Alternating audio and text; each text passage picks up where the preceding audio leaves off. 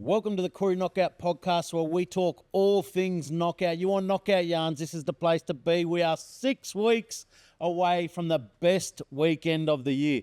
There's no weekend like Knockout Weekend, and we've got the boys here to have a yarn about everything that's coming up for this year's Knockout. It is officially the biggest knockout ever. Over 170 teams locked in for this year's Knockout, and it's going to be an exciting one. First time that it's been in Tenworth, over 170 teams, and we've got the men's at capacity officially. The 64th team has come in, so 64 men's teams locked in for Tenworth.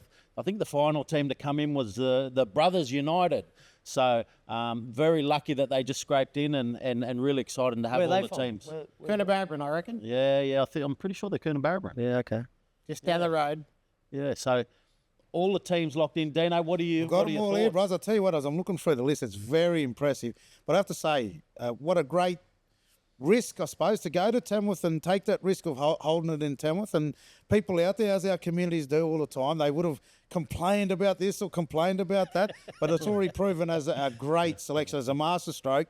You go up there, you've got the biggest knockout that we'll ever see. 64 men's teams locked in already, 5 weeks out. We can already start talking around all our kitchen tables and our lounge rooms and have our yarns and get on Facebook and have yarns. But I'm looking through this list, and there's some teams that absolutely stand out.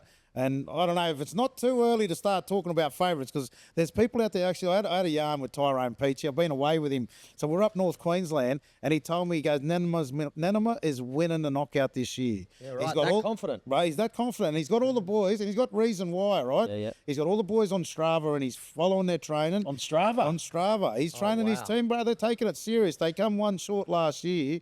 And Boys, what is Strava, Roy's a by the way? competitor. I don't even know what that is. I haven't heard of that either. It's a training app that you have on your phone and on your Apple We are going Watches to another level. Yeah, they're going next level, bro. So cool. it's a warning shot. That's unreal. Warning shot for all these sides out there to say, we're already training hard.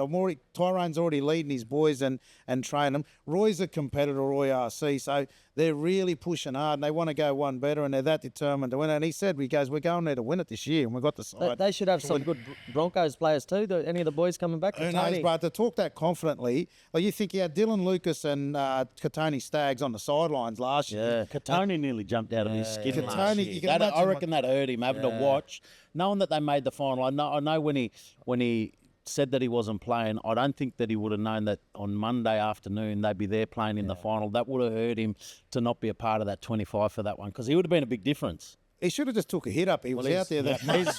He should have just grabbed the ball and run it off the scrum. He's probably the best water boy I've ever seen at the knockout. Besides Latrell and Bradman, but Katoni was on the field a lot, Dino, in that final.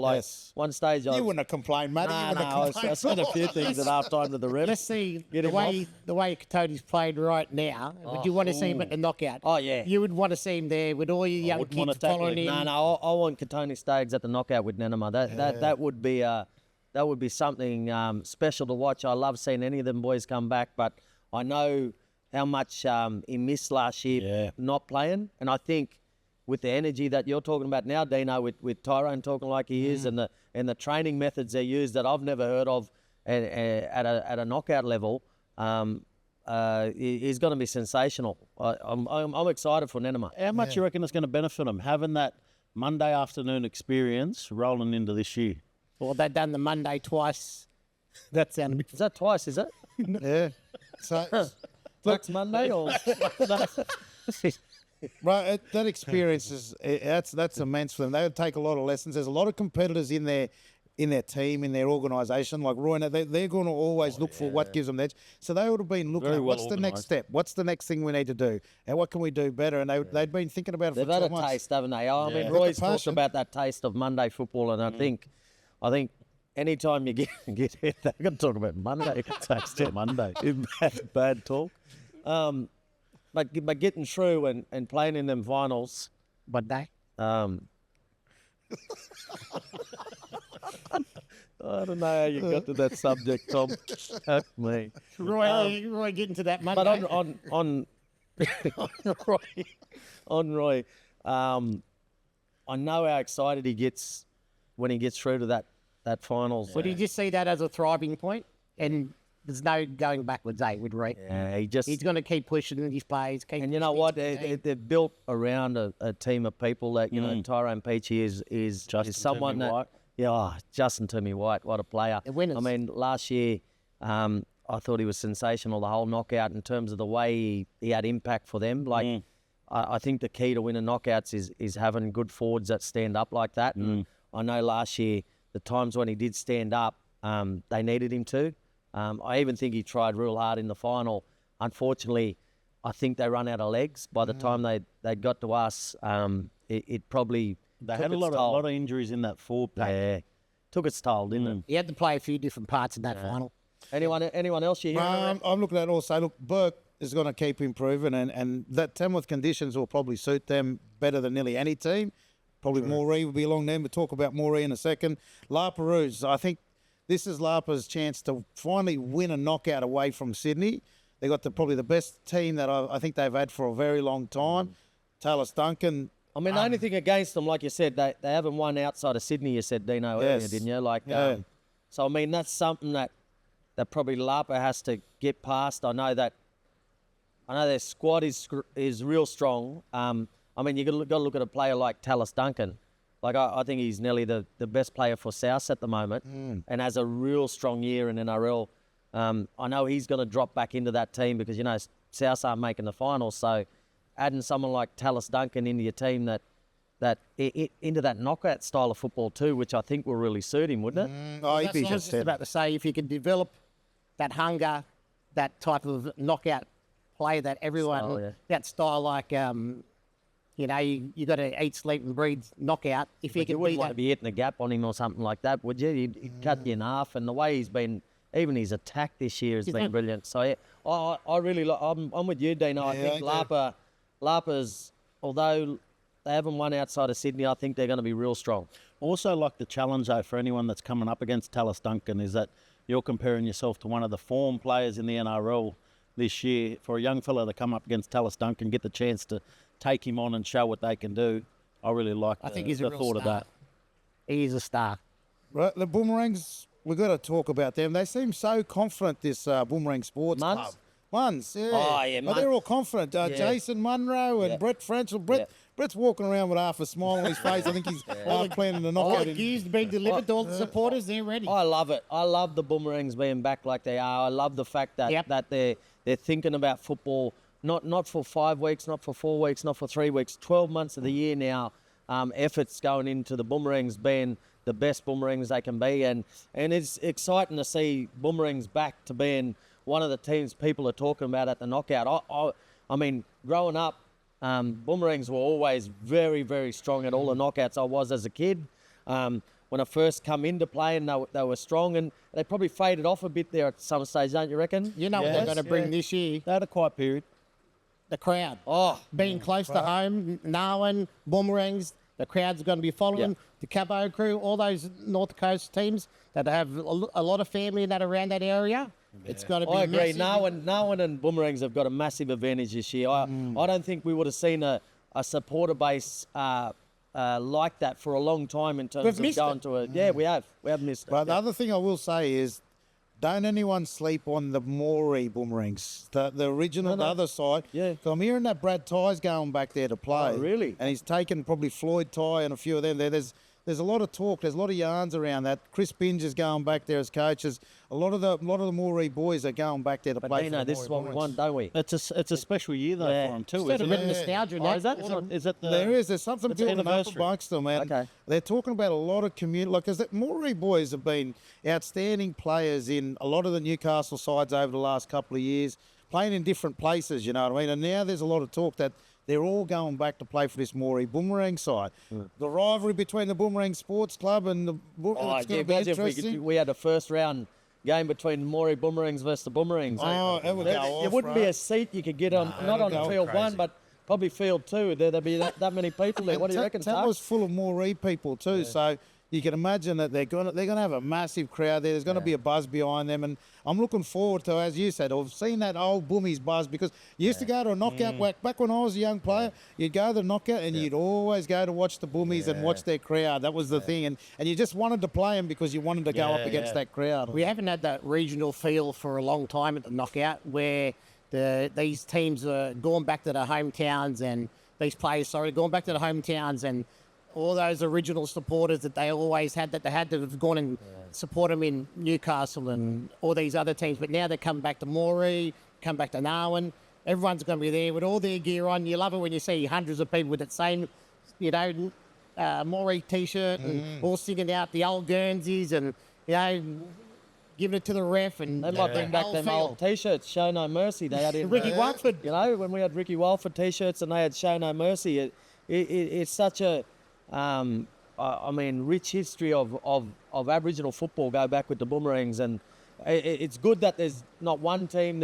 I think they're probably going to have 3 teams in. There's a Koori Boomerangs 1, 2, and also Boomerangs. We haven't seen that for a long time, so to see that now, Big support there. There's going to be unbelievable. Mixing a bit of new with the old, and it's coming back with a bit of interest, Who else you got, Dino? Kempsey's back. What? So Kempsey's coming back, So I'm not sure what the side is. I'm looking through and trying to find. I know there's a Dungutty side. And I think they're all in the Dungutty side because there's a lot of talk that. And what about the Rams side? Is that might be Nambucca, the Rams, I'd say. That's Willie Baker's team. Baker's team. He's put a big thing on his socials the last couple of weeks saying he's confident. He's got a really good side. He can't put all his brothers in that one side, and they're going to give the knockout a shake. Kempsey will pop up because they weren't there last year. They're doing a lot of work to get their community going. Bo Champion's up there coaching the Mustangs in the. So they got Albie as well. Albie's back there. The talk is that they're all going back there. So and there's some good young players there. They've got all these great young ones. Remember the side that beat the Yowis a few years down the South Connections, Coast? They're all coming through up there now, and they've got a lot of players. South Coast. South Coast. Yeah. So there's them boys, and if you add the likes of Richard Roberts and Albert Kelly and a few guys that are around, well, you got a few experienced ones.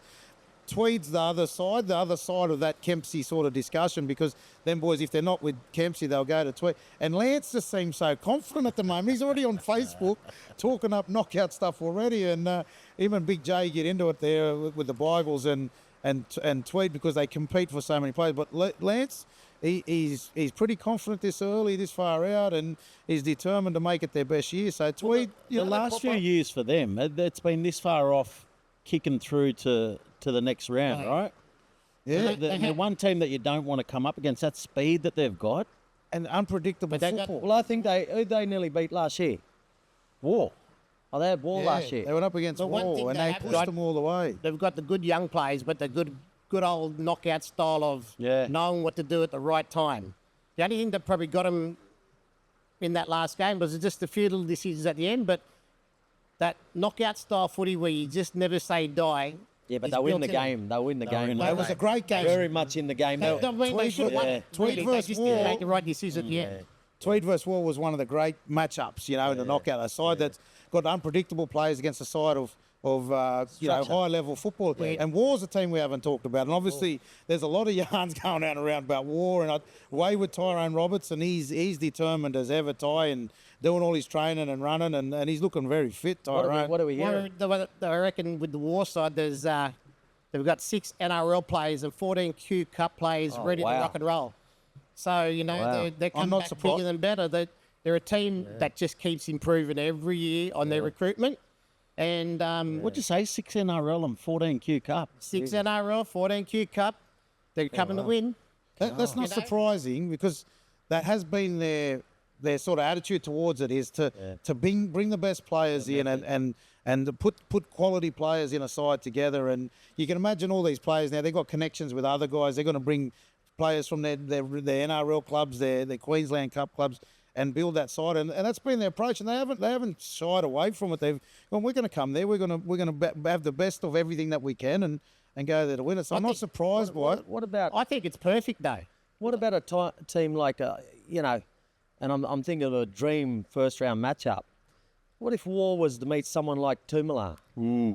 That's a game where the first round game. Like come with hot hands. Because Tumala and we played them, I think, last year. And we played them up at Central Coast, Tuggerah. Yeah. We played them round 1 at Tuggerah, didn't we? Tuggerah? Round 2 at Tuggerah. You want to play equal field position with Termala, they'll beat you. Yeah. They make you nervous. How nervous were you playing them? They're a last year? type of team that could play a war team, no matter what players war had, and really take them right to the brink, and would upset potentially a game against them because they just got such a unique style of play where they're able to throw the ball around, keep it alive. I love watching Termala, one of my favourite teams for the knockout. There's only a handful of teams though that I'd get really nervous about getting in that first round, and Termala is one of them teams I'd hate to face in the first round when they're all 100% fit going into that. Their forwards are fresh, and you know that they've got the backs, you know that they've got the skill, and you know that they can turn a game on a dime just like that. So facing them in the first round when you're still trying to get your combinations going, trying to get your own connections going, they make things happen just like that. I know one thing about them, like getting to know them over the little Moree knockouts and that, they don't even think about the other fellas. They don't think that's war. They don't think that's black. They don't think that's... They just turn up and play. They just play and they go, Just turn up and let's play. go. They Let's don't rock and change roll. their style. It doesn't matter who they play the same style, and are able to just move the ball like. They're confident. They're confident. They just back their football. I talked to them last year at the Moree knock, and they said, I said, you've got to play Cabo. I said, you'll be into your third game, and they'll be into they're only their second game. He goes, that doesn't matter. We'll be just warming up by then. And so confident. These fellas don't care. They got Brado. Brado be in the Brado's back centres, playing with all his... He's playing with his and brothers Glenn all the year. centre. David, who's the halfback that plays for him? Lyndon. And great All them player, fellas- isn't it? Well, actually, Lyndon might be going to Moree Boomerangs. I heard. Is that Never true? know. We'll have to check that one out. That'd be interesting. I don't know. Obviously, great. Some boys there got a great relationship with the Rings over the years Yeah, too. so that could be something going on with that number one team at Moree I Boomerangs. keep hearing about this Moree Boomerangs, Yeah. the team. So the sports club, they're obviously going to have a great side, and they're very confident. But the Moree Boomerangs is like bringing them all back I think together, that and that's could be very two. powerful. They could be two powerful teams for the knockout. And the Moree Boomerangs are definitely back in a big way. Probably the biggest I've seen in nearly 30 years, boys. I haven't seen a Moree sort of avalanche of players and everyone returning home and the vibe around the whole Can I ask town you is this? Can I electric. ask you this, though? Do you think Munners can get any bigger forwards than he did last year? Yeah, no, they had a big forward pack. They had a big pack of forward pack. sports clubs. Look, apparently they've got the same forward pack. They've added in a few other players to the squad. So I can tell you right now, the boys reckon the hardest game on the field we played that weekend last year when we won. It was the Boomerangs game on the Sunday afternoon, and I didn't realise how tight it actually was, that game with us, until I went back and watched just the other week. And they were in the game all the way through. And it was only in the last 5 minutes. We did win by a little bit in the end, but it was only the last 5 minutes we got 2 or 3 tries at the end where we kicked away. But up until a certain point of the game, which was well into the second half, they were in the game with us and really taking it up to us. But Toby Key's really fit at the moment, and he's going to be one of their leaders in the forwards as well. Young Lindsay Munro, the spark, but then you got the Gaggais and Tyrone Munro. Ethan.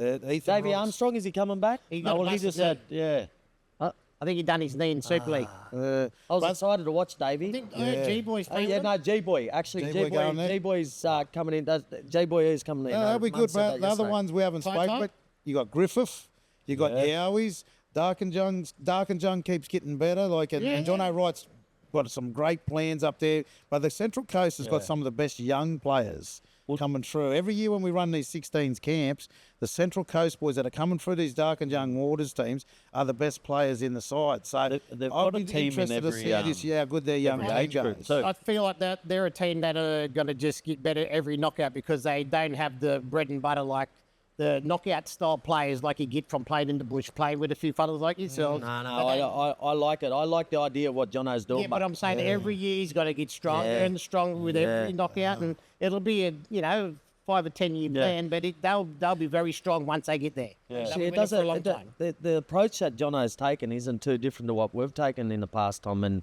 Dino, that you're aware of, George, is that there was a period of time, and we've never missed a knockout, but but there was a period of time where we probably didn't have the right players. We turned up each year and just kept building and building and building. You get and that a lot experience. of times, you get the experience, but you get beat first round. Yeah. You beat second round, but slowly you start to keep the same players together. You've got a couple of younger players coming through. How long did we do it for? We done it for about, 15 years? We done it for 15 years. Well, that's the key there is if it takes a long time to build it, it takes a long time to break it down.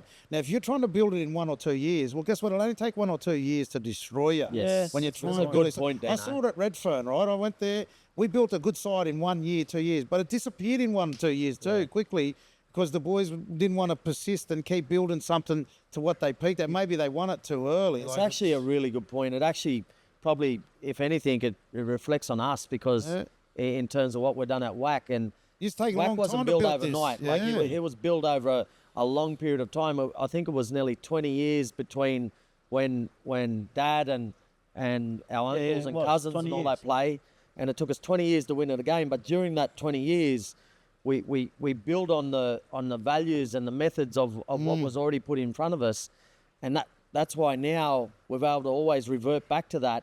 Even when we've got players coming in, they fit into what we're all about, which is the key to building a good foundation of a good knockout team, I reckon. Well, he's a number one on the list here. So number one, what's the side look like? Give us the insides out, because it's been, an unbelievable 25 that you've built over these last couple of years. There's some standout players in there, obviously, but everyone does their job so well. mate, We expecting that same thing this year? Yeah. I reckon it doesn't matter how they look. I just know that teams out there just know when they play Walgot, it's on. You can bring War, you can bring Boomerangs, you can bring Lapa, you can put those 3 teams together. But when they play Walgot, they're in for the biggest game of the knockout. Yeah. And, Oh, yeah. And it I think that's what we go back to what we were talking about earlier. foundation is there. That's where it's always been there. Matt's- And Dino knows this. it's same as Narwhal. When you played Narwhal, you could Yep. bring any team you want to Narwhal. I remember when we had the Any team. tussles with Narwhal. Yeah. Is that once we had that game, it was very hard for Narwhal to back up afterwards because of 100%. the intensity of what we bring in a game. And I don't think we'll ever lose that, because it's what we've tried to keep within the squad, and people play with that same passion and intensity. If you're talking about where the squad's at the moment, I think we're similar to what we were last year. I don't think much has changed. Pending injury, touch wood. There's a few boys that maybe on the borderline of not being available. But we had a good seconds team last year. We got a couple of boys that were unavailable, Cody Hodge, and there was a couple others that weren't available last year. So You're confident? You got the squad you want? Is this the team that you want, and this the team we yous want? always come confident, no matter what squad we've got. We've had that same attitude, even when we didn't One think thing we is could win it. we'll always have the squad that we want, because it's not so much about the talent, it's about the person, the person in the team. So What are they going to give you for the whole 25, weekend? the 25 that we turn up is 25 that we'd love to play with. Yeah, and having that core group of players, we haven't lost that core group all the way through. If you think about it, even someone like Benny Barber's been playing with us since he was 17. Joel Thompson since he was 15. Yeah. Joel Thompson played with us since he was 15. Him and Trenny around the same age when they started. I know I'm hearing that Trenny might be on the comeback this year. He's been training injured the hard, last Trenny, couple of years, training so hard. he's set some targets to make. And Bro, how fit's your brother there next year Yeah, too? he's- You're looking fit. He's been training, hasn't he? You're going... well, he was there last year, and he sounds like he's going again this year. So he did a bit of you know, fun. it's always a fun time of year where knockout becomes part of everyday life in the last month, doesn't it? We just all talk. We started probably 2 weeks ago, and haven't got off the phone since in terms of knockout teams and players and who's available. And Well, you know what I'm thinking about this whole knockout yarn is all these teams are going that extra level. They're all doing it to try to beat Walden. Now, how much credit you have to give to these fellas for bringing that standard to the knockout? Last 3 years, two out of 3 grand finals, and all these sides just keep building and building. And if you have a look at their team, they've had the same players, core players, for the last 3 years on their rebuild, since the boys here have sort of retired and you know, still had a bit of a play here and there. Yeah. But yeah, you it's know, been different. Stepping outside and not being a player, it's changed our style a little bit too. We actually don't play like we used to, Dino. That's Well, you something we used to talked lead about it. earlier. That you and George and Trenny would lead it for so long, and the three of you aren't at the centre of it no more in terms of on the Well, field. that's a combo that we had there at one stage. Was that when we were getting back to this point where we're at now, the talk was around like we were bringing all the passion and the will to play, but we're not Leadership. actually running out on the field. We're here pumping everyone up and sharing our passionate feelings for wanting to win with everyone, but then not being on the field there for it. And so it's had to then pass on to the leaders of the team, guys like I think Benny and Joel and Trell Sigwald have really stepped up in the last couple of years, taken on that passion, that leadership passion for everyone to get behind, and then it carries out onto the field. Well, you know what I love about what you do is everyone that's got any role with whack over that weekend, whether it's the fellow standing on the gate for you, whether it's the fellow who's driving a bus, or whether it's your mum there who's there to support you, every single one of them wants to put their 110% into whatever their job is and do it the best they can. And once that team, get behind that team to help them win. And I'll tell you now, not a lot of these other sides have that mentality. There's people there that are bitter and jealous about some of the boys that are in the team. There's people But that you want- make a good point, Dino. I was only thinking about that the other day. When the boys are filling up the water bottles, they don't walk to fill up the water bottles. Yeah. They sprint to fill up the water bottles and they'll sprint back. And that's the sort of attitude we got all the way through that weekend. Is everyone gets in and gives 110%. When we walk off the field, we got cousins and aunties and uncles making sandwiches and making sure the players are Making right. it the best they You know, can. So they just try to make everyone jumps in and it's a real family whack family feel that Because that's what it started with. It started with you guys and your family. You built it for 15 years. You lost heaps. We had to play repechage. We were all out first game.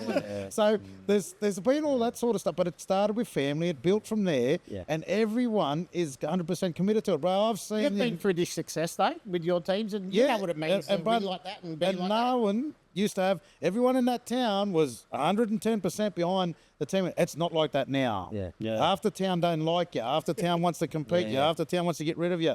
Some of the players that are even in sides now are like, I'll play in the second side because I don't want to play with this guy. And I've seen it not just in Narwhal, in a lot of other teams, and they all sit around and they wonder why. They get bitter. They get angry. They want to have that success.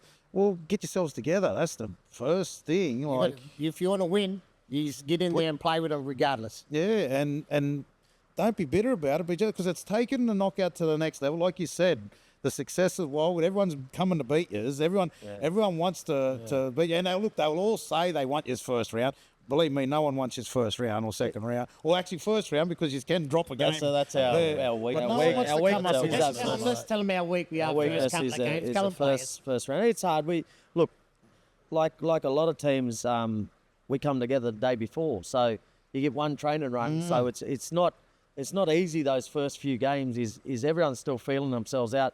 No matter how long we've played together, it's been 12 months since we really come together. So it's hard. I mean, the one thing, you know, the one question that exists at the moment is probably us around this. We're going for a three-peat. You know, there's been it's a very big knockout for us. I mean, It opens up another opportunity it too. also, you know, we win this knockout, we become Walgot becomes the most successful team ever in terms of amount of. How much is that motivating you? Oh, that's what I mean. It started with our dad and our uncles, you know. So they won the first three. That's the other thing.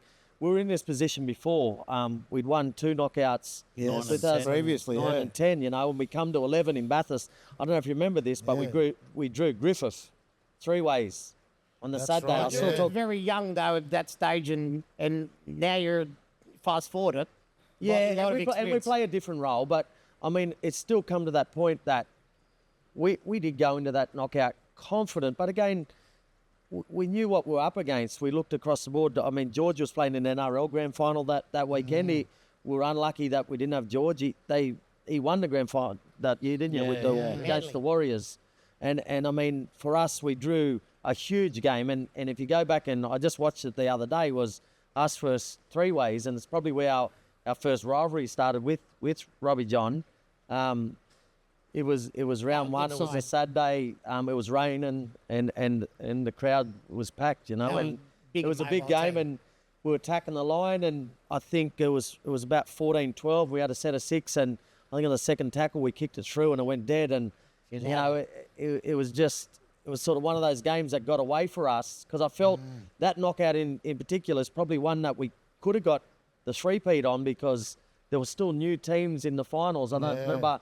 Minda River ended up, that was Cody Walker Kempsey scored 3 tries in the final. Kempsey went through to the semi-finals. Ewan, and that was when that we talk about that Ewan Moree game. Laurie, So but That's one of my favourite games. Oh yeah, Moree and Favourite Ewan. games, yeah. I get goosebumps. Yeah, it was. I got goosebumps watching it the other day. It was on the documentary. I just arrived back from England that morning and watched you fellas play Griffith on NITV live in Sydney. I'd only just got to Sydney from England and watched this. I didn't go out there. Such a fierce game, and there was a lot of, I think at the time the Fafitas were 2 fit Fafita NRL players, mobile in the rain. Like that's hard to handle. It was rough and tough football, and I think Griffith were, after they beat us, they were very confident of going through, and Little Kempsey side sunk them into the quarterfinals. yeah, Joe. but they started knocking people off, and to be honest, there's probably one that got away from three ways. That was a knockout they should have won. I think they've been in that position 2 or 3 times. The other time was South Coast. They probably should have got it then. They got to Central Coast. Central Coast was definitely one they should have won. They got to the They've round been 3 around the mark, haven't they? Have they gone over? The Fafitas aren't young anymore. Have they missed their opportunity? That's probably a question that they'll have to look hard to. But you never know with Robbie John. Yeah. You never know who's going to recruit. He's got to look at the next. Which young fellas come. They've got a lot of good footballers up the Arandra way, Riverina way.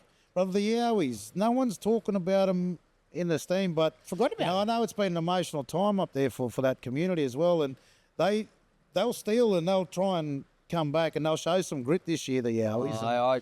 I'm really. Don't write them off. If you don't know about them, something's going on. Yowis this year in particular, it's been a very difficult year for the boys and the family. But it's come knockout. I think it'll be you'll feel the passion of what the Yowis bring, and I think whatever they turn up with, it'll be for a good reason. Even if it's one of the better They've got a lot to play for. or if it's not one of they the got a better lot. sides. They got a lot to play for. Ronnie, Now, you can imagine A couple Ronnie, of teams like that. A couple of teams like that this year. Ronnie, Got a lot to Aby, play for. Walk, they'll be motivated, bro. They'll be there with a real purpose. And one thing they're good at, them three, is convincing everyone to buy into what they believe. And they'll have everyone behind them. Sometimes not with the biggest preparation and just pick a good squad that you can just go out there and have a real good knockout regardless. Like when the pressure's off. They might loosen up the shackles. They could be the surprise packet. You never know. We talk about it each year, right, boys? But listening to the teams that are coming, and We haven't mentioned Bunjalung yet. It's still sides to go. I'm thinking of them. but how big is the draw going to be this year, based on the teams you're talking about? Yeah. So, and I've seen this in the past where, and we've basically on the receiving end each year, Walgot, is that we've never been in an easy draw for 20 years. Without a doubt, I can tell you, I've played in most of those knockouts, and if I haven't played, I've been on the sideline. We've never had an easy draw for a long time. I'm talking about going back to maybe 1999. Last year was the pull of death. The 99. year before was the pull of death. So every year we've landed in a pool of death. And the thing is, with the teams you're mentioning, there's now a few extra teams. And I actually think there's going to be a few more pools that aren't as easy as what it's been in previous years. So there's teams that are jumping out now that maybe people didn't think about Tweed in the past, Tweed, but Cabo. now you're looking at Tweed and you're looking at Cabo. I know Cabo's got back in their 2 teams, and they're Other always more sides. couple of more. So if you think about it, then I don't know whether it's going to be as easy as looking at who's got the easiest draw. Yeah, easiest draw. It's more You around. guys are back, aren't There's a lot of good teams coming this year, and I think there could be a couple of pools that are going to be real difficult. It is. There's so much quality there, and you look at all these sides now, and they all prepare so well and take it so seriously. Waterloo's always. We haven't said nothing about Blacktown again. Well, there you go. Blacktown. Blacktown's they've been in around the finals the last couple of years. Blacktown is probably one of the sleeping giants in the knockout. I know the amount of effort that goes into that team, and Rondell does such a good job, and they come together really well over that weekend. They've shown they're probably a team out of anyone that probably people miss, and then they always pop up in the finals. They're making the finals because as consistent as they are. And they got that good something about them. group of players that are coming through from that Western Sydney area.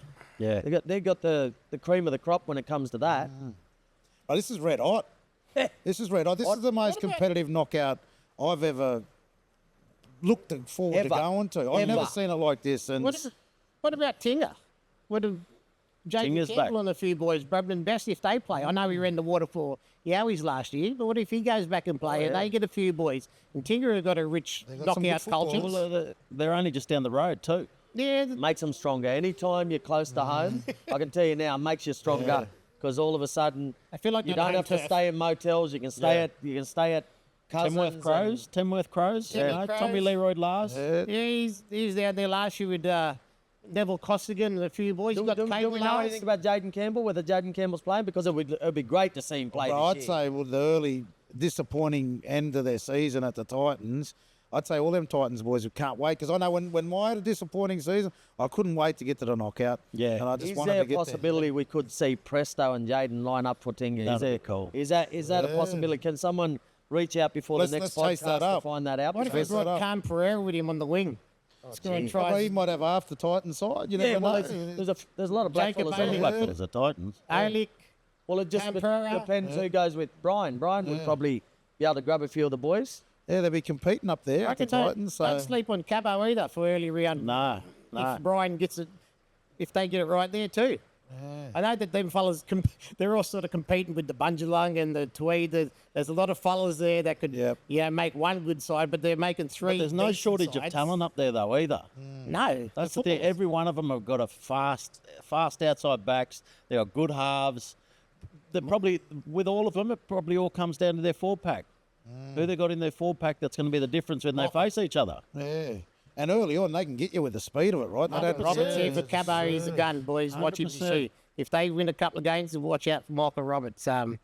James Roberts' brother, he's a very good footballer. Very good footballer. Who's he playing with? He'd be a Cabo player. He'd be either playing fullback or centre, but he's just smart, fast, puts himself in position to score tries, set up tries, good ball runner. What about some of the NRL players, boys? We hearing anyone? I know that Canberra's going good, but Jamal Fogarty, I know. Was he with Cody? I think he was with. Was he looking at Well, you Same imagine gear. he's a Bundjalung, he's from up that area, Jamal, and he comes with Sebi Chris and Xavier Savage as well. If I'd hope to see, combinations. hope to Hamaso might be back in there. I'd hate to be able to tackle and Xavier Savage full pelt, Oh, well, like a front rower. some amazing players. Cody walks. So Souths are out, right? So Souths have got probably the most Aboriginal players in the NRL.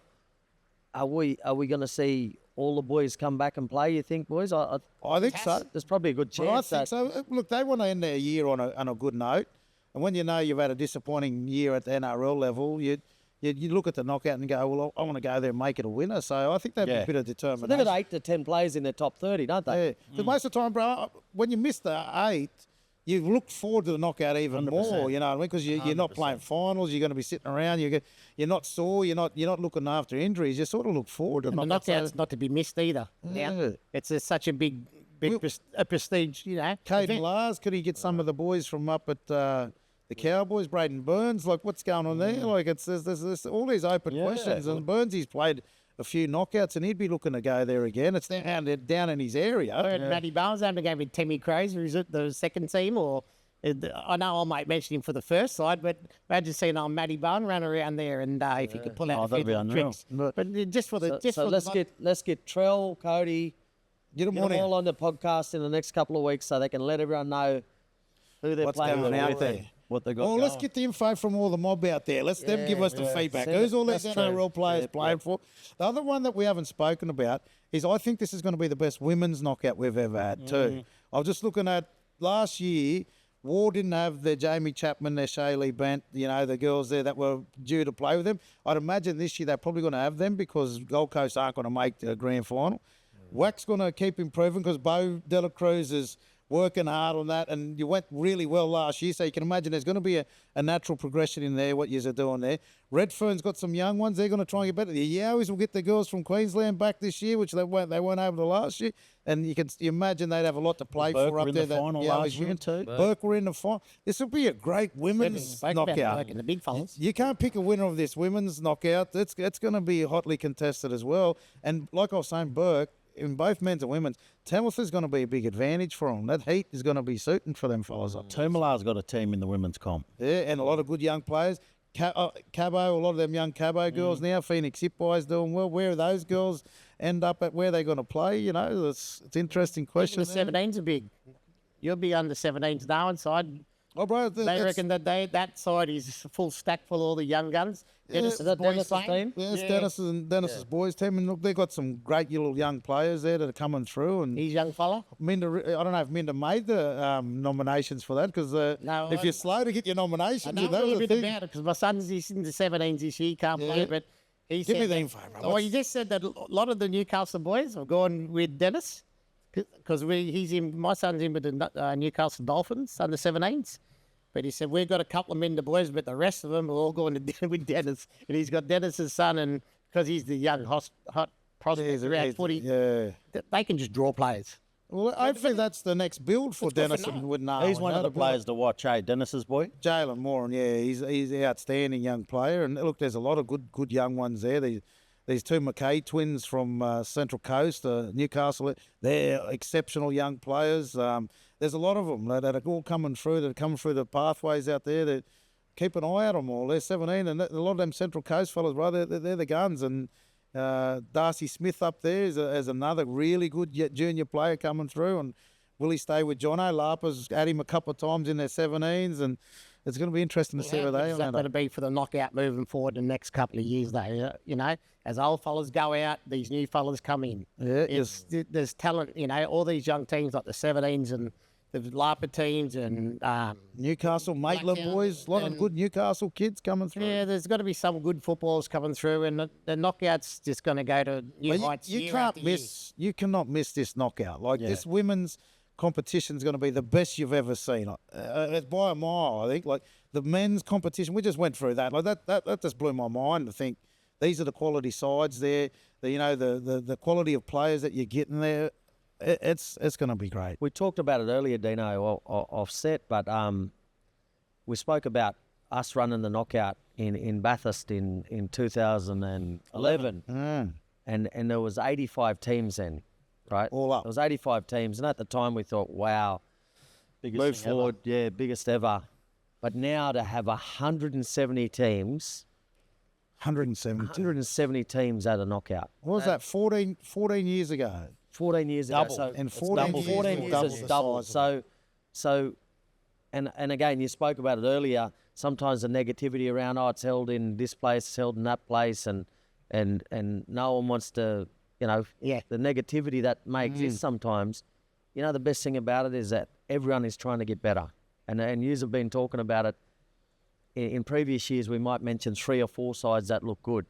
We're now talking about 15, 16, 20 odd 15, 16, 20 teams we're talking about now that are actually really putting in a big effort in terms of lifting a level to try to win the knockout. And the uniqueness that we have with the knockout isn't based around only those sides as well. It's the fact that we have 64 men's teams already 8 weeks out, which is, again, Haven't I think seen it's that. I haven't seen that in the knockout for a long Right, time. You go back. I played in 2000. I'm showing how old I am now. 1995. I actually played played. 30 It wasn't even a years- two. 30 Wasn't even a years two ago, in front of cuz. it. 30 years ago, I first played in I was it. in year And 2 I- then. And I think. guarantee you, bro, and we were young kids that went every year from a young age. We played we did not even dream that this knockout would be what it is today. Like, if you asked me as a kid when I first played in Koori, and it was on back last time, it was in Gomeroi country. So how long ago was that? 1995. 30 years ago. 30 years ago. Wow. Last time it was up there in Kamilaroi, Gomeroi country, all right? So that was the first knockout I ever played in. I should come back and actually play in this one just to make sure. You know, the 30 Can 30 confirm it, George. Dino's coming back after Get the 30 I'm not years. playing. Don't bring me into it. 30 years. But I reckon if you asked everyone that was there at that knockout is, what's your dream for this? Where would it end up? They wouldn't have imagined that it's going to be on TV and broadcast, that you're going to have the quality of players and teams that you're going to have, that the women's would be as big as it is. The kids now have pathways and have elite sort of programs going on from the knockout, out of the knockout, to give them opportunities. Even the amount of teams, Dino, in the men's competition, Yeah. it was never at the point of 64. Like you ever look back nowhere near it, bro, to be at- honest. at We'd get to Walgot 40 when- and you'd go, how good is it? We've got 40-something teams. when we were ball boy time, 80, 89 Yeah. and 88 and 9, 10 the, years the era of Walgot and that domination then, there was 31, 32 teams, you know. I remember they'd always have an uneven draw, and we spoke about it earlier Yes. again, is that people didn't realise that no one knew they were playing next, and you used to have to go and sit and wait, and they'd say, yep, you're playing at this time on this field, and you got to the end of the knockout, and sometimes you'd have an uneven number. You'd have Yes, three teams always on the last three day. teams on the last day, and we talk about in Walgot where Supposed to be two where games going. they pulled it out of a hat, and Maury Boomerangs went through, but that's happened on a number of occasions where The Boomers have put themselves through a couple of times in No. Koori 86. What happened in 86? So my dad, he would coach at Now, and he said that the Boomerangs had to do the draw out. I think it might have been Taree. There was Now and Taree and the Boomies left in the knockout 3 teams, and they reach in, they draw that out, and they reckon old Luck, he was cheering before he even announced the team. So they didn't even look at the. But the funny thing was, I swear, my dad's told me the yarn. I think all 3 teams all had their gear on, like, because they just turn up, get ready, and just go. ready to "Let's play." see what happens. We don't know what's going on here. Like now, we're all like, we know exactly what's going on all weekend. Who we're playing. Who you can play in round 5. Yes. Now you look ahead and you go, well, this team will win, and we can meet these guys on the Sunday and meet Like this then- guy on the. Who we playing next? Who we got next? What field? Where are we? And a bit of a panic game between games. But it's evolved a lot, hasn't it? Because even in that time, teams didn't always book accommodation and go and stay in motels, right? My dad. Tell me that story. He used to. I remember as a kid, we'd all meet at the Mission in Armidale at like midnight or 1 a.m. Righto. And I just remember the big excitement. Like, we're all going to the knockout. All the kids would be there. They'd have a couple of buses, and we'd drive to Sydney. And I remember we'd get out to Maryville. This is when the Henson Park knockouts were, and we'd have breakfast at a bakery somewhere there, and then they'd go and play their first game after a 6-hour bus drive. And You remember there was no social media then, so no one knew about the how'd times you were playing. And how'd they book motels? And The other things Is that too, why Dino. they didn't have to book the motel, save the costs? well, that's what it was, to save costs. And then they'd actually, if they won, then they'd go and book a motel. Or That's they, right. Yeah, Or yeah, otherwise yeah. they'd get on the bus and go home. Well, I remember when we first started Book Motel, and again, it was very late in the piece, we'd only book the Friday and Saturday. We'd only book the Friday and Saturday Just in because case. what that meant was, well, we weren't going to pay for the Sunday, Monday because we didn't have enough money, right? So what we'd book is a Friday, Saturday. There'd be about 4 rooms, 20 players in the 4 rooms, 3 rooms, whatever it was. Who got the best beds? Right, the boys got the best bed, Ted and Jace, because they were the best players in our team. But the rest were on the floor. But what would happen is we'd only book the Friday, Saturday because to pay for the Sunday, Monday, there was extra $1,000 or something, and we didn't have that sort of money. So, and when we did get through, that we'd then ring around real quick saying, "Quick, hurry up, book that motel room for tomorrow night because we through to the Sunday or whatever it may be." And that was our hope, was to win Saturday football. Yeah. But we didn't even have that much, not so much confidence, but we didn't have the money That's to all you sort of can go, think. That's all you "Can can we afford book to think for." Yeah, that's all we could afford Well, that at was that the time. planning, right? That was what everyone did. And you think about it, like back in those days, you didn't have the internet to look up what are the motels in that town. No. You either had their phone number or you didn't, and you couldn't get their phone numbers. Like you didn't know what the motels were called, what they were, where they. Well, the other thing that used to happen, and you remember this, was the draw used to be done on the Friday night, right? And sometimes, I don't know why this happened, but it mightn't finish to 12 o'clock that night. So for some They'll go reason, late. They do they it were all still hours getting of the- nominations through, and people hadn't paid or whatever it may be, right? And Those so are the days. Wait for ages. You'd wait for ages. You wouldn't know who you're playing, right, until you actually turned up and go, who have we got? Because they're still doing the draw on the Friday night. And I think that's one of the things we thought about. The draw has moved around over different years, and I don't think you can have it on the Friday night anymore, but we moved it to the Thursday last year, and we had that much excitement around the fact that there was still the draw to come out, because on previous years, if you remember, they've been doing a week earlier. So a week earlier allowed everyone to sort of get over the excitement of who was playing first round. And when we moved it to Thursday last year, which is just before the juniors and women's, the amount of excitement in the room and then calls happening for the next 24 hours, all of a sudden the Revved it knockout back up hit us again. that Saturday. And I reckon it worked. Bro, I got to cover it for NITV, and it was one of the best nights that I've been at the knockout. There's There you go. so much excitement in there, and then to get the live reaction and to talk about it live straight to NITV, it was awesome. And you got to keep that. Like that was a real buzz. I like that. Been to a lot of knockouts. If you, yeah. Yeah. There's little that was big. improvements, right? Have you got any little things, adjustments or little things prepared for Tenworth that might be a little thing that makes a big difference up there? Or the virtually the templates there from Bathurst. I thought that was one of the best knockouts I've ever been to, the Bathurst one, and replicating that in a new city. Has that been the key? Yeah, that's it. We've got the blueprint of what we do, and you would have seen the feel that we had last year at the knockout. And I don't know, when you walked in, it felt a bit like a... Bro, it was like you were at a festival, and it felt the fields looked immaculate. It was like you were at a real professional sort of setup, but it had this real festival feel with the way the food was set up. I loved that. It just reminded me, it's gone way beyond what we could have imagined back in the days. Like back in the days, it was like there's one canteen, everyone's all lining It's up all there. about You it, take ages. Now there's all these different options for everyone. There's a lot of space. There's a lot of room. You get around. There's a lot of room to catch up with mob. The teams are playing. It's unbelievable. It's one of the best events that anyone can go to. I encourage like these white fellas that are out there that have never been to it, and Tenworth community will embrace it because they love their football up there. Armidale people will come down, like the non-Indigenous community in Armidale, whenever it was held, and they loved it. They will love this. This is beyond what they were I think dreaming. living in Tenworth, the first day, some people might hold back, but people will go home and start talking to their friends, and I'm going to say, this event you got in town, you better go. And I'm telling you now, the Sunday, I will guarantee you, because it's a very, very good community, very open to anything cultural, very, very connected community. You'll have one of the biggest turnouts you'll ever have. It's going to be huge. Guaranteed. I actually think, and I said this to the boys when we looked at Tenworth, it has a big Aboriginal population anyway, right, Tenworth?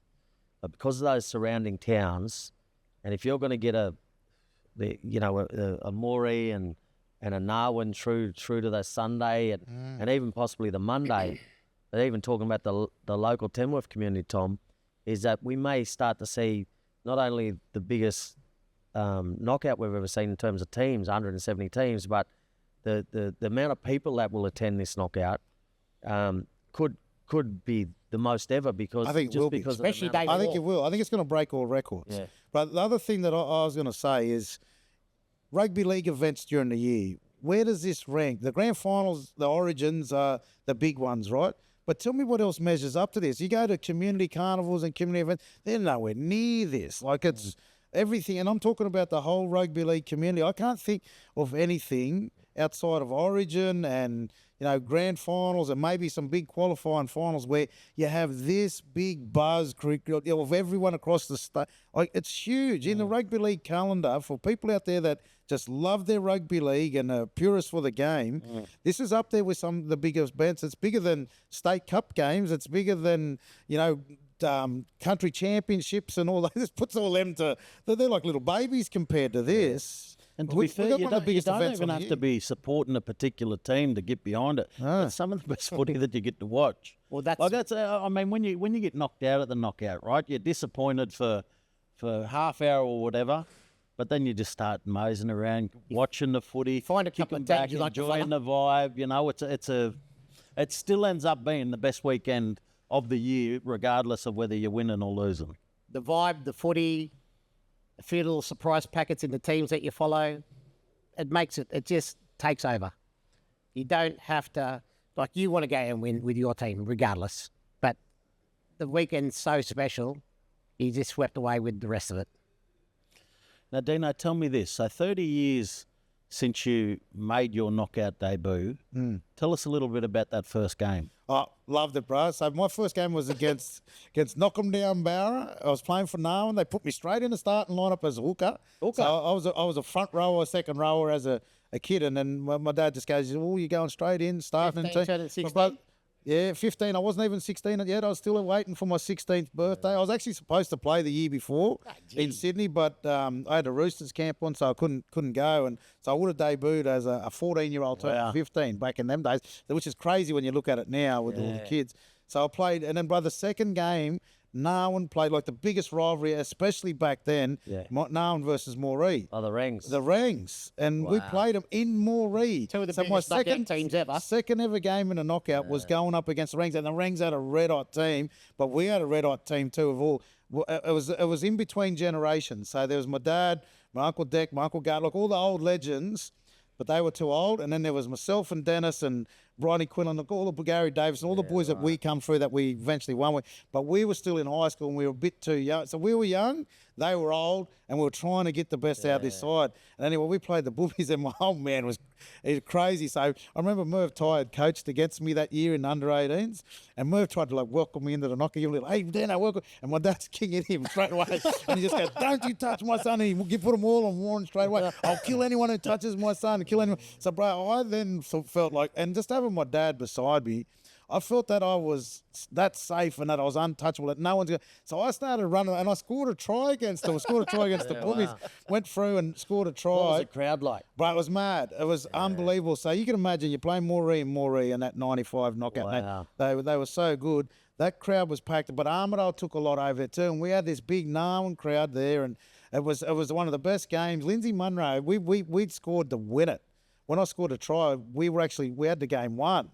But Lindsay Munro came up with this special play right on the death, and they beat us right at the death, and it sort of fired us. And that's the only time, and I'm proud of this, that's the only time Narwhal's ever been beaten by Moree Boomerangs in a knockout. We'd never lose to them. 30 years ago. They went into the semis that year. And they went to the semis, and bro, they had great sides. They've always had great sides, but we got this real rivalry. We were raised on it, right? You don't ever lose to Moree, and you don't ever lose to Kempsey. Like that's the things that my dad and my uncle like told me from a young age. You don't ever, because they're all our cousins. Half our mob comes from Kempsey, Bellbrook, and another half comes from Moree. Like we're all families, all mixed. My sister's married. Dennis got sisters that are married to Moree fellas. So we got this sort of rivalry with them, but that was the only time we've ever lost to them at the knockout, and but it was that memorable, bro. But I just remember that Boomies crowd and what you're going to see with them coming back. And I love the talk about Brad Ty, about hopefully Jade Porter, all these fellas that are going back there. You look talking about Lyndon McGrady and some boy Peckham. Like if they're back in Moree again and they're all around that team, like they will have the buzz of that crowd. And Tenworth people, there's half of Moree lives in Tenworth. So big crowd. you can imagine Walgot mob there too. Every April we went up there a couple of times with an announcement and that. There was a lot of Walgot people there. Tom, how many people you got camping at your house?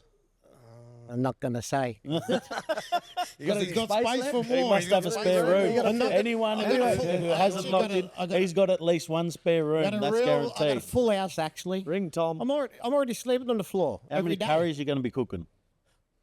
I know. Johnny Sorry, cake? sorry guys. I can't say nothing. The one thing we didn't talk, we were all up there for the announcement, right? Is that community, that Tenworth Council, the Tenworth community, they're that excited for this knockout. They're going to really welcome all our communities in there. Like you can just see it. I really felt that buzz from them up there. I've never felt a buzz like that for an announcement. Dino, I've been around for a long time for knockouts. I have never felt a buzz for an announcement. They are knockout. hungry for it. I'm talking about everyone. I remember walking down the Touchfields, George? Yeah. Walked down the Touchfields because we hadn't announced. We were announcing the next day. I was snapping you. And there was people letting everyone know and the excitement. And we're talking about black fellas, white fellas, everyone. Yeah. Everyone there was this buzz around about the knockout coming to Tenworth.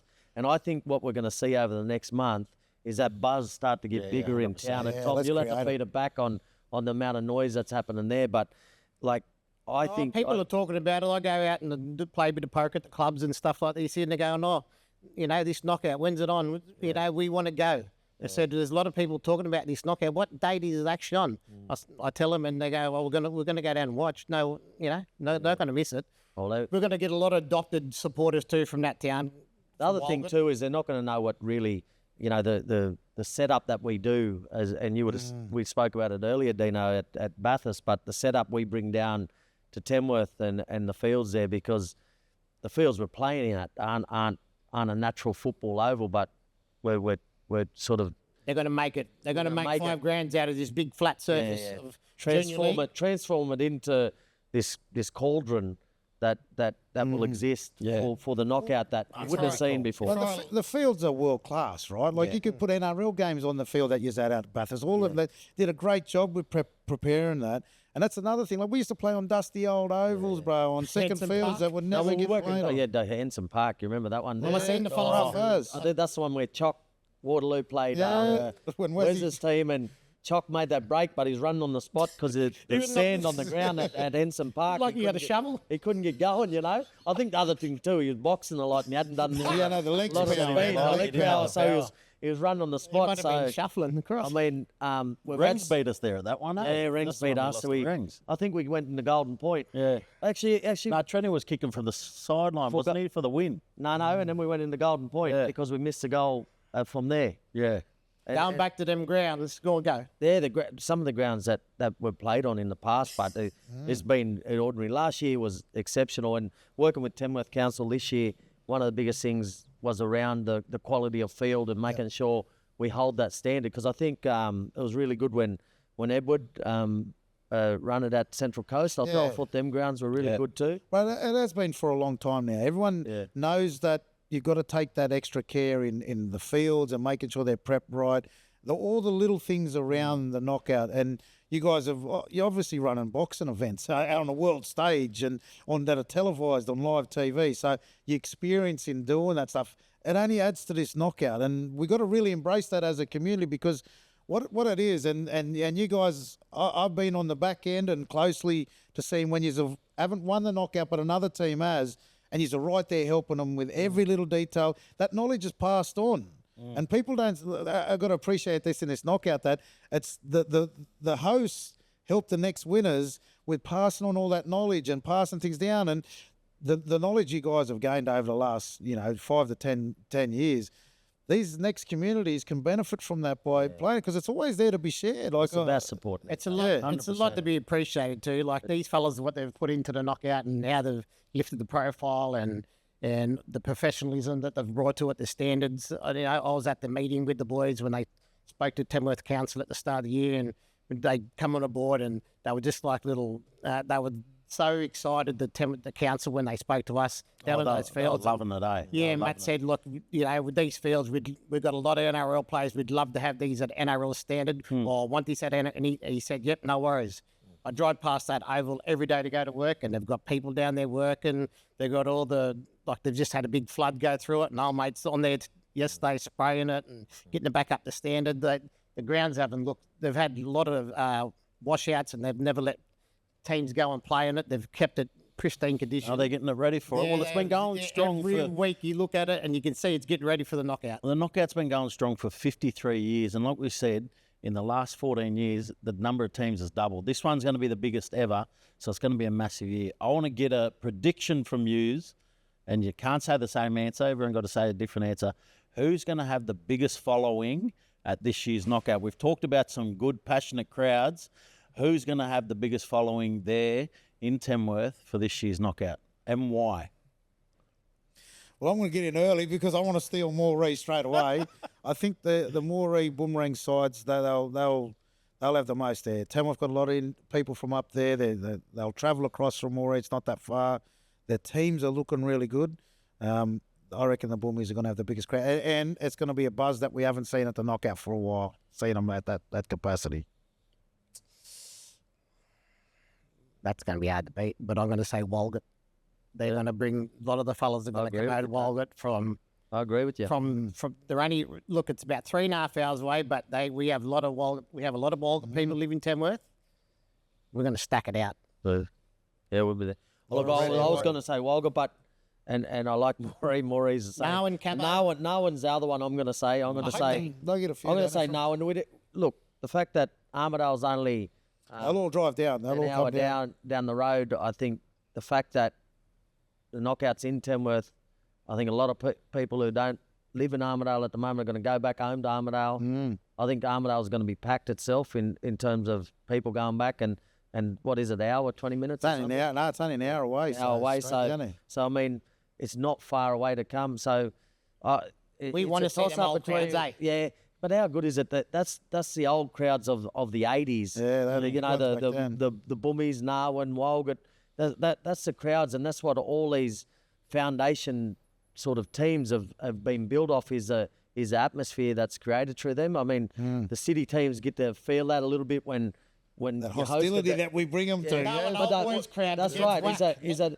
It's the country teams, and I can tell you right now, if we don't win it, we'll be going for all the country country teams sides. that exist, because without the country teams, there is no knockout. And I think people 100%. forget that is the amount of teams that come back, and out of the 64 teams, you know, I reckon 70%, it might even be higher, is made up of Western teams. All right, I got another one for you. If you haven't got another team, I will throw this spanner in the works. Yeah. Look out for Kempsey. They will have a lot of people there, bro. That's not that far not a up bad that trip Tenworth too off the for back way Kempsey, from yeah. Walgot. It is an easy trip. It is an easy trip, and they haven't been around. And you know, once that community feels something special, which they are sort of buzzing about right now, this is Kempsey, so I will warn that over the next 5 weeks, it could all go into four different teams. But if they can stick with what they're doing, bro, they get a buzz behind this one side. Well, how's that local team looking in the local comp? Will they go all the way? They're right up there in the finals. They're in the top three. They're a big chance. There's a Port Macquarie side. I think it's they won it last year. Port Sharks, an incredible country bush side. So they're sort of ahead above everyone. But Kempsey's the only ones who I feel I can beat them up there. That's the way knockouts are won too. Is that those Play teams together that- all year. Off the back of a good season. off the They back have a of a good good season, season. and they got Redfern for Yeah. the years. It's Well, very La hard to Peruse beat. this year. That's why they're the top team in the South Comp. They're getting the grand final already. Yeah. So watch out for Lapa. Bring it, I say. All right, so there's my next one is who's the travelling team? Like I think that it's going to stay in the West, but who's the travelling team that can come there and win the knockout in Tenworth? La Peruse. La Peruse going there with one of the best teams that they've had for a long time. They're hungry for it. They've got a good local team that's already in the grand final. They're probably going to win the South Comp grand final, maybe in both grades. So you can imagine the momentum they're That's going pretty there solid. with. And they're hungry for it, and they've got the team there that can do it. Down in Blacktown. Blacktown. Oh, okay. Why? They're gonna because they're just in for improvement every year. They've been in the semis twice. What else have they got up their sleeves? They got any more tricks? Let's find out. I'm gonna go Yowis. My brother's there, and my Yowis family. I'm gonna say they're gonna be real tough to beat. I'm gonna put and yeah, I'll say, because other thing too, Yowis have got they also got a strong connection to Gunnedah. Yeah. So don't think for 1 minute Yowis aren't going to have a big supporter base Not as feel well, at home, because yeah. they're going to very much feel at home. Yeah. It being in Tenworth, because they are Gomeroi and the boys, and That plays its part. it plays a big part in they're going to have a local feel to them as well. Well, I don't disagree with any of the ones that you said, but I will go out there and I'm going to say I'm feeling something from that north to mid-north coast, whether it's I love them. whether it's Tweed Connections, whether it's Bundjalung Beagles, whether it's Cabbage Tree Island. I think that they're all gonna have a real red hot crack this year as well. I think there's going to be a coastal team that's going to. How far is it from the coast from there? No, it's not far. Not too bad, is it? No, it's not too bad of a drive. 3.5 yeah. hours Probably to come out to the least Lismore. amount of travel they would have in a while, isn't it? 100% for them, it's close. It's all familiar territory for them to travel down and play in that far away from home. You know, they're all connected along that way. They can stay from down to Gyra to Glen Innes, all those places. Even travel a couple of hours up and back. All right, final one I want to throw at you is who's going to be a player to watch? You're going to pick a different one. A player to watch this year who's could be a young fella who's going to shake it up. Could be a star player who's going to come out and bung it on. Who's going to be your one to watch? Oh, it's probably too easy to say, but I think Latrell Seagwalt again. I think he's going to be the player to watch. I think even coming off the season, he hasn't been given the chances up there in the NRL. So I think he's going to be hungry, and he's got the quality. He's got the quality, and I'm looking forward to seeing what his progression is from last year, going into a full Broncos sort of season with training, and because he's young, right? He's going to keep improving. So I think he's the player. He's the player to watch, and I think he's this is his knockout. There's a big decision he made recently too, Dino. He's just signed a 2-year deal with South Sydney Rabbitohs, mate, into the top 30. So that's a big move for him from a career wise, and he has been a standout for us at the knockout. So I'm a bit like you. It's going to be real interesting to see how he's developed over the last 12 months. There's still more to come from Troll. The Bunnies could have used him this year. Yeah, but they could have. Well, you can imagine you're going to get mentored by Cody there. And yeah, he will. He'll come through, and Cody's probably got a couple of years left in him, so perfect replacement for him. But his toughness that he showed last year, and he's just keeps improving year in, year out. And I'm looking forward to what the next evolution is of his play. Tuck, have you got a local fella? Or you got a different one? You give me who you got. Sorry, I'll just check you off then. No, I was going to ask you, are you picking a Walgot person? No, because I'm thinking of him as if he's playing again. Yeah. If he's available good from young kid. If he's available from Storm. Yeah. What we saw of him last year, I reckon it's only the start of something special. You know, the kid was 65 kilos, rigging wet, picking up Fergo, dumping him. You know, someone who's played. You know, always had that strong affiliation with Yarrabah, and the boys have always been in the sea. Nolly's nephew. What he showed last year is, I think, if you go back and watch his reels, guys, that's a young gun. And watch his YouTube highlights. Who you got? I was going to say Benny Barber. He's my favourite player, but I'll try to think of someone else. I reckon. No, we'll go say Benny. Why Benny? Oh, because I just love watching Benny play. I love the fact that Benny Barber is such a special player because he's able to. Ever since he's been a kid, he's always 3 steps ahead of where the game's supposed to be. He's always played like that. I remember one time we played with him up with his Mackay team up in Cairns that time, and it was a knockout game, but Benny played it like it was under 8s. It was under 6. He just was playing like that, and just watching him now, he's older now, but his ability to unlock people like Trell Sigwell, and just be able to win games against teams that are really good. Like we had a really hard draw last year, and a lot of the plays or the way we played went off the back of Benny being 2 steps ahead of people and knowing where to get on the field and to open up this side. And, you know, he's such an incredible player that I even said last year that he would be able to walk into an NRL team and play now. What does he do to that team 5 minutes before they run on that little huddle when he talks? Yeah. I'm telling you now. There's moments we go to him, and I don't go to him every game. He'll just at your biggest game. Yes, when we need it. You can say. We talked about a lot of good sides there. I don't know if any side, and we've become very Walgot dominated here. I'm hating it. But I want to say, I don't think any of those sides we talked about has got 2 leaders like Joel Thompson and Ben Barber in their side. Never. And I think that's a big key that a lot of them have got to understand. Where there's it's not only Benny's ability to come up with the best play at the right time, but like you said, to lead a team when they're tired, when they're sore, to keep doing things that are tough to just do. Willing to win. Willing to win. And then Jolie's the other one. Knowing how to win. There's a difference 100%. When you're in games. Who's the other 2 that these other teams have got? Is there 2 people? Like you talk Tyrone Peachy there in thing, and Justin's, they're a great little comment, and they're getting that, right?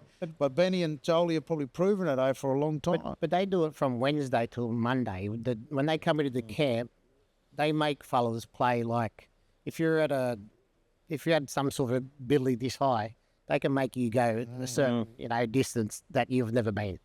Well, I know we made it sound like we're very Walgot biased there, so I'll I'm going to try run one- it can I back. try one I'm thing? run it back. Yeah. I've got to And think this of other time it's a players here. non-Walgot person. Yeah. Well, bro, obviously Tallis Duncan for looking for him. You just took my one. That's what the one I was going to say. Tell us, I'll think of another. But I'll go to another Larper player. Jade Anderson has been in outstanding form. And Yeah, I had him in up my in a really good side there. Jade Anderson's a young player that look, he made his mark on that South Coast win. I think Jade's ready now to do it in a Larper jersey, and he has to. If he doesn't go there, and we're not talking about him as one of the best players at the knockout, Larperoos ain't going to win it. Is the young fellow who plays for the Knights? Is he the Blacktown footballer, Jermaine McKillen? Yeah. Yeah, that's the young fellow I've seen play fantastic for the Knights this year. He's good. Watch He's a out good for him. Is it Blacktown, is he? Yeah, I seen him go. Black- play Is he on- back row? Or? Yeah, back I row, reckon bro. He's very good. He's very good. He's proved his worth this year. That's my young gun. That's my young gun. Yeah. So you can Player take to Tallis watch. back. You can have Tallis back. Or tick Jade. I'll go someone else. Tony Staggs there if he goes. Oh, God. Full Broncos team there. Yeah, I think I'm going to lock in Katoni. I'd love to see Katoni come back and rip it up at the knockout. I see how aggressive he plays in the NRL and the style of football he plays. I actually think it really suits knockout, but also the passion he'll bring with that because Doesn't suit him. and I'll He probably plays throw in, amazing. look, and Roy's going to love this, but I'll also throw in Justin Toomey White. Yeah. I'm a real fan of him and always have been, and I know even through his life he's gone through some adversity and has still come out the other side, and through his health and still be a player like he is unbelievable. Unbelievable. He's fit. He's too, your mate. sort of player, though. Yeah, From he the just heart. Hey, I saw him out Dubbo a couple of weeks ago when Macquarie played. Sims played Wello, and he's as fit as I've seen him, Justin. Yeah. He's That's very scary. fit. Nenema might have just went straight to the top and Strava, bro. Strava. I'm telling you. Them- Yeah, them- teams them- at They're only Strava. doing it to beat Walgot, though, guys. Them and War. They're only doing it to beat Walgot. War probably. So- the Well, what did you favourites, aren't say? Let them Six train NRL. hard. Let them train as hard as they want. They got to What's- come and beat us. What's the yarn about War, bro? What's the War? Six NRL. 6 NRL players, 14 Q Cup players. That's 20 they? players. I've never out heard of that, 25. Dino. Have you ever heard of that many? I never heard of that. never Look, heard I'm of a not- team like that. And bro, look, I'm Can you not. imagine the other 5 players? And that's Who the would they quality. be? That's the quality they've been building up to. And I can imagine all their players are hungry as anything to go there. They've come It's a close. different style. It's probably one that people don't normally go to, like in terms of getting a team together. I mean, other teams probably look at a different way of doing it, but I mean, I don't mind it. it's Bring 'em. it's open to whatever it is. I used to love when I used to get to play NRL players. I remember a couple of times when Owie was sort of in his elite The time, Yowie when he was starting, sides. Dennis, Dino, I remember me and You know, like- Jace. Me and Jace, we tackled Sid Domick one time. Sid Domick? He was playing. I think he might even played at Who was Queensland. he, Penrith centre at the Penrith, time? he might even play Queensland centre at the time. Super League. He ran it. But was he with Dungutty or who was he played with Dungutty the year when I played my first year with Walgot. I was only 19, Jace is 20, and this fella's out the centres playing against us, Robbie Beckett and Lenny Beckett. Was that and- Fred's old team, was it? Yeah, Fred big put that turn. side together. Anyway, Every all side. cuz ran at me, and I was a little bony, 60 kilos. I went around his legs, and Jace hit him over top. Super League player, big Jace went bang. And we tackled his fellow, looked over him, said, that's it, Dominic. We sunk you. We sunk you. But I used to love it. I We mean, sunk you, but. I mean, going back a little bit and getting off track, but even not so much playing, but I remember the excitement around Ricky Walford coming back and playing with us. So there wasn't. We were so blessed as young kids going up and getting the opportunity to have Rick come back home and play for us because He took my spot. at the time Rick he took your spot. Yeah, he come back in that one game. He put me on the bench. I remember that. Yeah, we put you at the bench. I remember that. He took a bomb and said, get me off. I've had enough of this. Even though actually what happened was the ball got kicked to him. He hadn't played for a few years. And Rick used to have this little stutter step. He used to go like that and then take off because he was very fast. So he went to do the little stutter step and he was top heavy. And he tripped over, like... Took the bomb, no, mate. He took the bomb. Yeah. Took the bomb, stutter step, fell over. He said, go on, put Tom back on there. Put Tom back on there now. But retirement's back. having Rick come back and the excitement it brings, and I believe that still happens now, is that I know my kids get excited when they say is Benny playing or Or, you know, I mean, one year we had Jack come back and play, and, you know, and different teams have these different NRL players. I mean, imagine a Nenema ball boys when they see Katoni put a Nenema jumper on. Like, that will last with them forever. Yeah. And all them ball boys and the ones running the tee, right, are going to know. You remember when Katoni Stayers come back and play with Nenema? And Well, I this think is going to be very bush heavy. All those players that come along with War, with Nanema, Walgot. Imagine the crowds. Imagine the kids. Imagine you know, they're going to go back. They're going to bring more people the next day. wherever Trell plays, gee, I'd like to see the lucky spot because, you know, the Where season is that he? he's What's had, his it's- he's Taree gonna in here? be- We got a Taree They got side. two they teams got in two there. teams there. Taree side. They got a lot to play for too. The community up there, so you can imagine. His brother's fit. Shaq's, the boys are all going. Yeah. I mean, wherever any of those guys go, I think the excitement of the knockout this year is you're gonna know on each ground Can't where all miss the it. big players are playing. You can't miss it. You can't miss this one. No, well, it's going to be a great knockout in Tenworth this year. As we said, the biggest one ever. We've got a few more weeks till it rolls around. 6 weeks till the knockout. So we'll keep these knockout yarns coming. If you've got any updates about your team that's coming, who's in it, who's playing, what you think you're going to do, make sure you let us know. We're going to have plenty more knockout yarns rolling through the next few weeks. See you very soon.